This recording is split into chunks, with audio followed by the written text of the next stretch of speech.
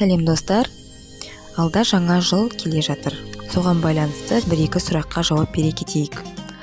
Видео басталмас бұрын лайк басып тіркеліп кетіңіздер. Ақпарат islam.kz сайтынан алынған. Сұрақ: сәлеметсіз бе? Жаңа жыл мерекесін тойлау күнә ма? Екінші сұрақ: ассалаумағалейкум ва рахматуллахи ва баракатух. Үй іші мына жаңа жыл мейрамын дастархан жайып күтеді. Намаз оқитын болсам, кетіп қалуым керек пе? Бірақ дастарханда бәрі халал, ішімдік жоқ. Уағалейкум ассалам ва рахматуллахи ва баракатух. Жауап берейік. Құрметті мұсылман, жаңа жыл мейрамын атап өту және тойлау дінімізде және біздің қазақ дәстүрінде де болмаған үрдіс екені бәрімізге мәлім. Жаңа жыл тойлау үрдісі батыс мәдениетінен кіріптар етілгендігінде баршаға мәлім екені белгілі. Сол себепті мүмін мұсылман адам жаңа жыл мейрамын атап өтуін бүгінде көпшілік діни мамандар құп көрмейді.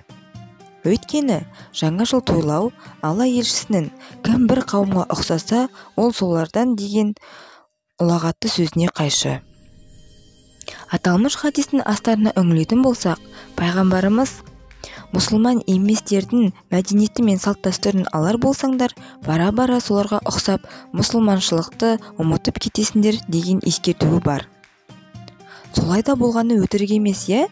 Қазір біз Европа мәдениетінің көпшілігін бойымызға сіңірдік. Солардың жақсы жағын ғана емес, жаман жағын да алып жатырмыз. Арақ ішуден бастап, жыныс ауыстыруға шейін жеткеніміз жақын. Ал мұсылманшылық құндылықтарымен санасып жатқан мұсылмандар кемде-кем. Бұл жоғарыда Алла елшісінің кім бір қауымға ұқсаса, ол солардан деген ескертпесінің анық көрінісі деуге болады. Бірақ мына нәрсені де ұмытпау керек. Біздің қоғамда көпшілігі мұсылман болғанымен, біразы діннен ұзақ, әрі олардың діни мәліметтері аз.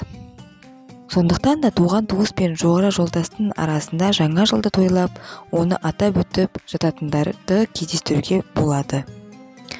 Енді оларға жаңа жыл тойлау харам деп төсінен айтсақ, бәрін харам дейсіңдер, бәрін болмайды дейсіңдер, сонда не істеуге болады деп дінін бейне бір мешітте ғана өмір сүру керек сияқты ойлайды. Сондықтан да ислам діні бізді алғашында көп нәрседен тыймайды. Халыққа ислам құндылықтарын жай-жай, кезең-кезеңмен үйретіп отырады. Жаңа жыл тойлауды да әсте даналықпен, әрі әдеппен тыйып отырған абзал. Үйдегілер жаңа жыл дастархан жаяр болса, оған отырмай кетіп қалуым керек пе?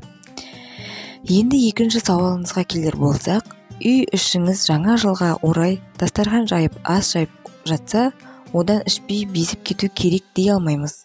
Дастарханға қойылған ас адал болса, әрі шарап қойылмаса, ол дастарханнан ас ішудің ағаттығы жоқ.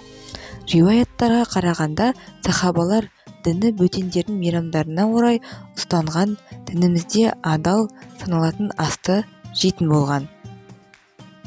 Оған қатысты ислами әдебиеттерде бірнеше риуаят кездестіруге болады. Мысалы, Саяру әл-Мун Нәбула атты кітапта имам Ағзамның немересі Исмаил ибн Хамадтың риуаятында кездеседі.